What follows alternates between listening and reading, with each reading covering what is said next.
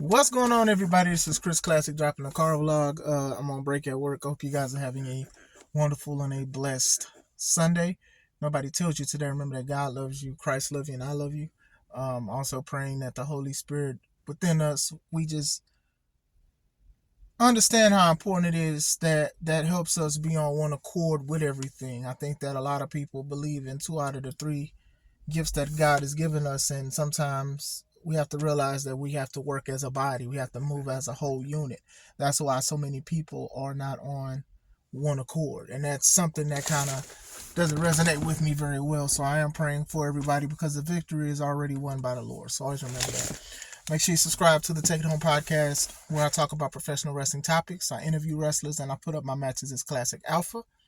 Make sure you subscribe to C3 Ultimate Wrestling YouTube channel. That's me and my wife's professional wrestling company, where we have a lot of our matches from our previous shows, and we are getting ready for our first show of the year called Steal the Show, which is April 20th in Crown Point, Indiana. Also, go to teesprings.com/C3 Ultimate Wrestling to get Classic Alpha merch, which I'll have the link at the bottom. We got C3 Ultimate Wrestling shirts. We got merch for Classic Alpha, old and new. So please check that out. I just got done watching the Royal Rumble. You guys know that I didn't watch it last night because I took my wife to see Hamilton for her birthday. Very good stage play. So I got a chance to watch it this morning, and I enjoyed it. There's some things I would have did a little bit different that they've done in certain matches, but it was pretty good. Started off with the Women's Royal Rumble. Good to see Naomi.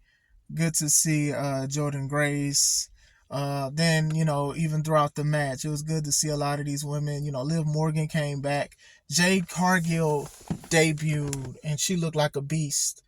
Nia Jax, she was like the bully within the Royal Rumble, and Jade neutralized her, and I thought that was pretty good.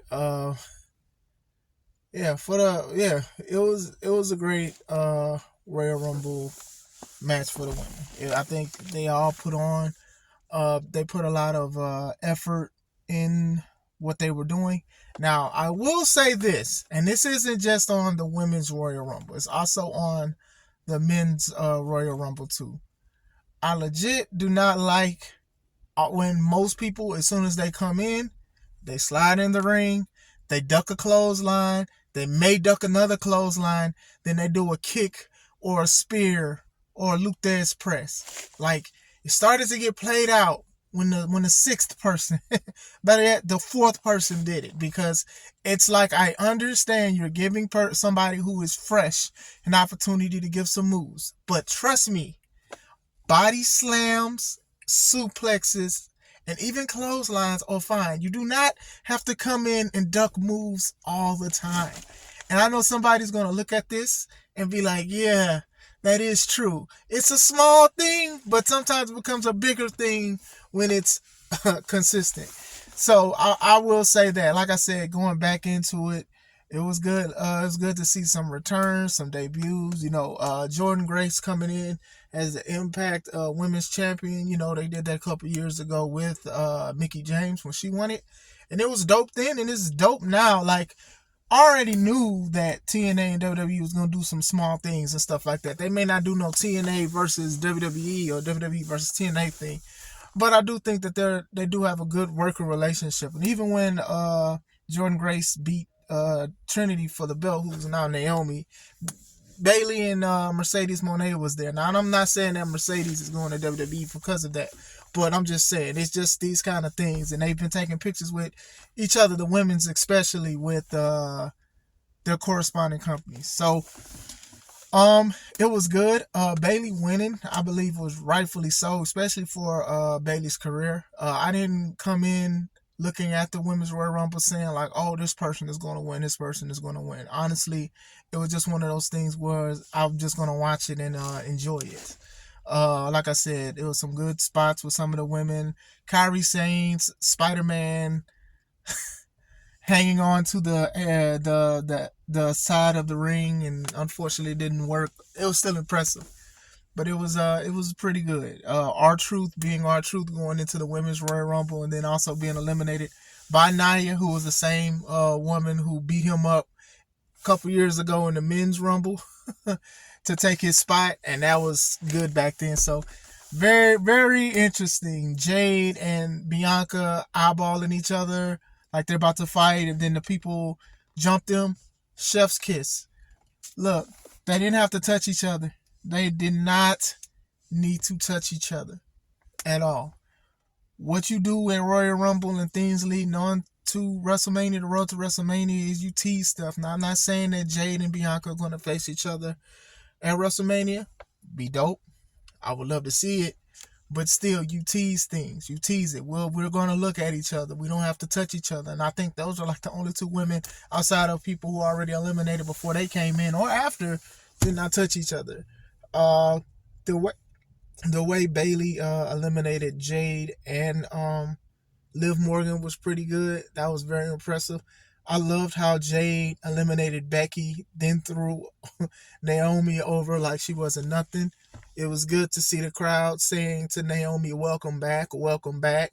And she had so much emotion because I do think that her time away showed that she belongs in this business and she belongs in WWE, and she had a thing with Feel the Glow. I think they cut it short because they wanted to limit her potential. Hopefully the new regime in WWE, they don't do that kind of thing because it's kind of stupid to me. But I'm not saying you got to get them a title and get them the whole world or whatever like that. But when you have popularity, you do the right thing. Like what they're doing with LA Knight. They do the right thing. You know, commercials and everybody's saying the stuff. He doesn't have a title to his name. But still, y'all do treat the man right. So that's pretty good. Happy for Bailey. Happy that Bailey has something in her historic career. I know that she's been doing a lot of things with putting other stars over, which is fine. Now she's doing she's main eventing WrestleMania. So I'm excited to see it. Most likely she's going to go against Io instead of Rhea. But we'll see where it goes from there. Second match, Fatal 4-Way. Roman Reigns versus Randy Orton versus LA Knight versus AJ Styles for, I just say the top title because I ain't gonna lie to y'all. It's too many names for these titles. It's World, Undisputed, Universal, Transversal, Supercalifragilistic, Espialidocious title. Like, I can't even tell you what is Seth? World Heavyweight something. It's too many. The names are too long. Like, come on, man. Like, title names should not have a first, middle, and last name. It could just at least two. You get what I'm saying? I didn't even like when it was called Universal Champion. But anyway, we knew what was going to happen. Roman won. But it was a good match. It was a pay-per-view, PLE quality match. Sometimes you can tell the difference between a TV match and a PLE match. And this was definitely a PLE match. These guys all look like credible champions because most of them are former champions, and LA Knight is still rising as a, contender. When he lost against Roman, when they face each other, a lot of people's like, oh, he's going to fizzle out. He has to win. Look at him. He's still facing Roman for titles and stuff like that. He's still popular. Like, none of the stuff wavered or anything like that. Solo being Solo, which reminded me of Batista and Evolution back in the day. And I'm here for it. It's a Fatal 4-Ways, no DQ. It was good. It was very good. Solo helped Roman, and then Roman speared AJ when LA went into the rope because AJ was about to do the phenomenal forearm, and I love the sequence. It was good. I think everybody had a time to shine. It was very dope. Logan Paul versus Kevin Owens, Royal Rumble. It was good. I mean, I don't want to say like it was the best Logan Paul's match ever, but it was pretty good. It was dope. I truly, it was okay. I enjoyed it, but it was okay. Like, you know what I'm saying? Like, this is something they could have saved for WrestleMania unless they're going to have, like, Logan go against somebody bigger at WrestleMania. When I say bigger, I don't want to say, like, more popular than Kevin Owens or whatever. I can definitely see LA Knight going against Logan Paul. I can definitely see that. if they want to set that up for WrestleMania. But I think it did what it was supposed to do as far as the match is concerned. The only thing I would have did different though is the brass knuckles spot. Now, what happened was uh, Logan's friend had knuckles, and then the referee called security to be like, "No, you're not going to interfere with matches." And then what's his name? Austin Theory and Grayson Waller, they came out to distract too. And I want to say Waller gave Paul the knucks. And what happened was Kevin got a hold of it and then hit Logan and then pinned him. And then when the ref was about to count to 3, he saw the knucks on his hand. This is what I would have did. Because that worked, but this is what I would have did. I would have had it to where Kevin did get the knucks off of Logan Paul's hand. He goes for the punch. Logan ducks it. And then when Logan turns around, Kevin hits him. Toe kick, stunner. Then go for the pin. And then when the ref is counting, he sees the knuckles. And he thinks that Kevin Owens hit him with the brass knuckles, but he didn't. He tried to, but he didn't. So now it's like he actually did do something clean as even being a good guy. And I understand that Owens is an edgy guy or whatever like that, but I think that would have made the fans be like, oh, come on. Because he ducked it, then turned around, then hit the stunner. So basically they would still think that still would be a champion until the referee saw the brass knucks. That's one thing I would have changed. Kevin Owens beat him up a little bit more and then left. Like I said, it was a pretty decent match. I think the finish would have benefited a lot more than what I said, but that is with that. All right, Men's Royal Rumble started off with Jay and Jimmy, who dang near had the same song. That's dang near Crips and Bloods, like what my homie said. Red and blue, Yeet versus no Yeet. Short hair versus long hair. And it was good. Like I said, just like the women's match, I'm not going to sit here and go over everybody that showed up. It was good to see Omos back. It was good to see R-Truth actually show up to the right Royal Rumble. It was good to see Andrade come back. I know a lot of people thought that a TNA superstar like Moose, the champion, was going to show up. He did not show up. Nobody from TNA showed up in the Royal Rumble, so a lot of people groaned with that. It was good to see Braun Breaker. It's alleged that Braun is replaced Brock's spot in the Royal Rumble. He showcased a lot of stuff. It's good to see Carmelo Hayes. I believe he signed to Raw SmackDown, but I think he's still in NXT. But like I said, Omos, Pat McAfee, he showed up. He got in the ring, then got out the ring when he saw how tall Omos was. We could have did without that. It was some good stuff. I did enjoy the women's Royal Rumble more than the men's. Not to say that the men's was boring. Like I said, going into the Royal Rumble thing, I just don't like the person comes in, duck a line, and then does something else crazy. Also, with the men's Royal Rumble, they kept doing double eliminations or quick eliminations. All right, I eliminate one person and somebody just quickly eliminates me. They've done that so many times that if the camera cuts it, you would have missed the elimination. They did that a lot. I think Braun eliminated Omos, and then Dominic eliminated Braun within seconds. Like that sequence, that happened a lot in the Royal Rumble. I don't know if they were pressed for time or what, but it was definitely noticeable. Fatal 4-way. The last 4 in the Royal Rumble was Gunther, Drew McIntyre, CM Punk, and Cody. A lot of times for people to shine, I think a lot of people would have put their money on CM Punk or Gunther winning it. I had Gunther winning it, to be honest with you. You can tell Cody gives us all in the business because he gave his tooth that he lost because Drew McIntyre hit him with a Claymore and the man's tooth was laying next to him, just looking at him like, really, bro? Really?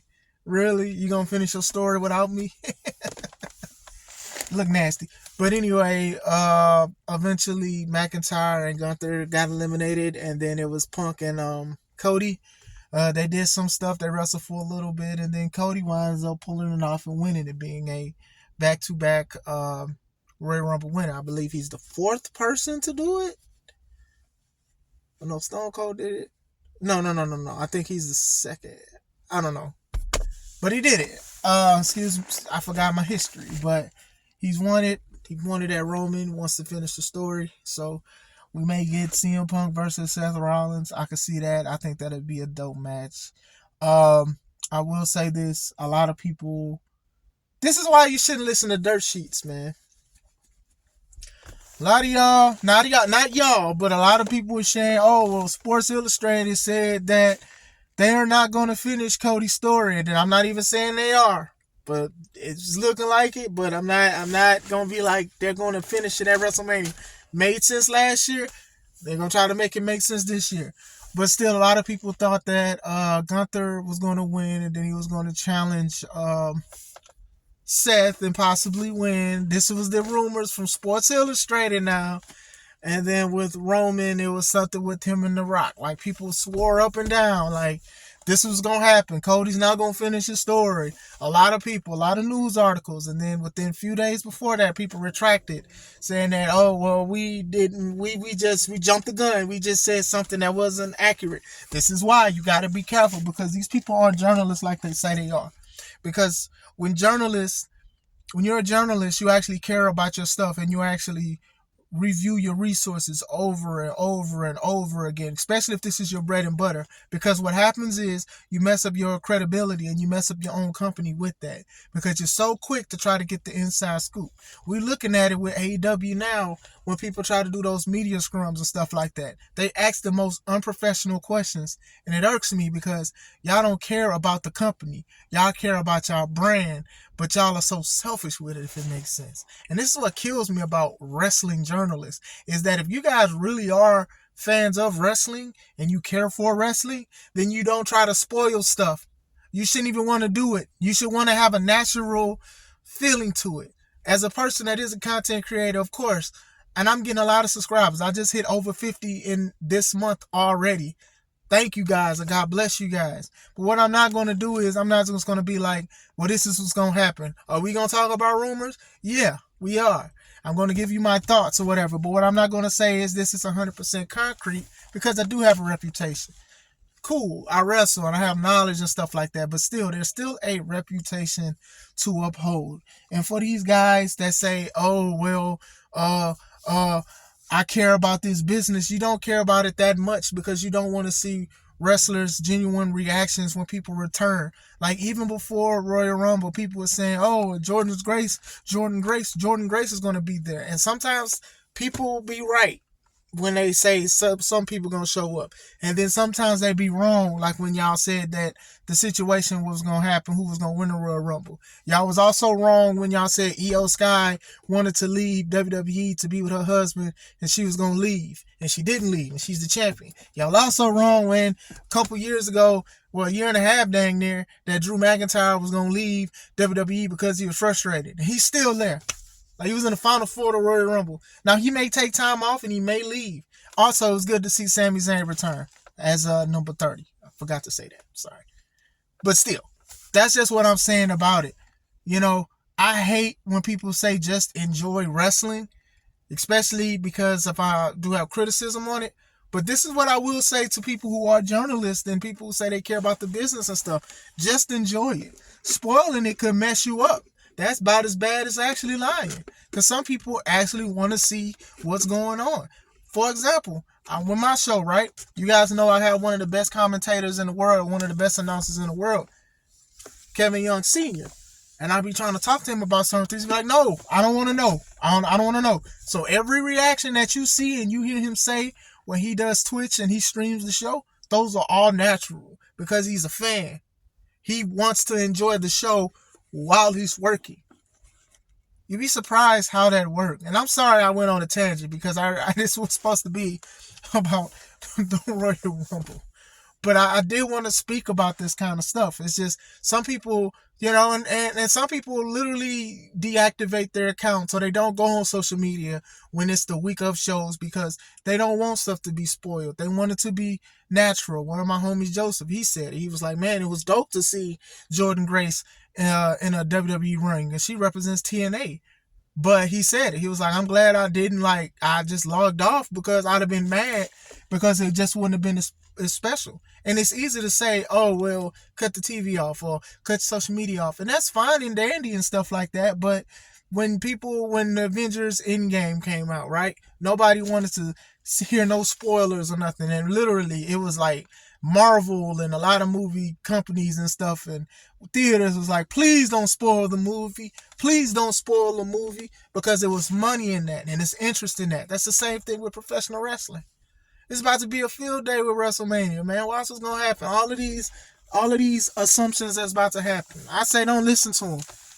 Honestly, I say if you want to interview wrestlers, that's fine. If you want to give your predictions, that's fine. But as far as it comes to spoilers and stuff like that, take it with a grain of salt, because most of the time they're wrong, unless a wrestler or a company confirms it. But other than that, Royal Rumble was good. I enjoyed it. Like I said, I do think the format, they've changed some things with it as far as Royal Rumble is concerned, but still, I do think like certain aspects of it can change, and I think they're going to do it, and I think they're going to succeed. Road to WrestleMania is officially here. I'm excited to see what's going to happen on Raw. So let's see. What do you guys think of Royal Rumble? Did you guys enjoy it? Do you guys not like it? Did you guys watch Collision last night? That's not a joke, just a legit question. Let me know. This is Chris Classic. Let's take it home.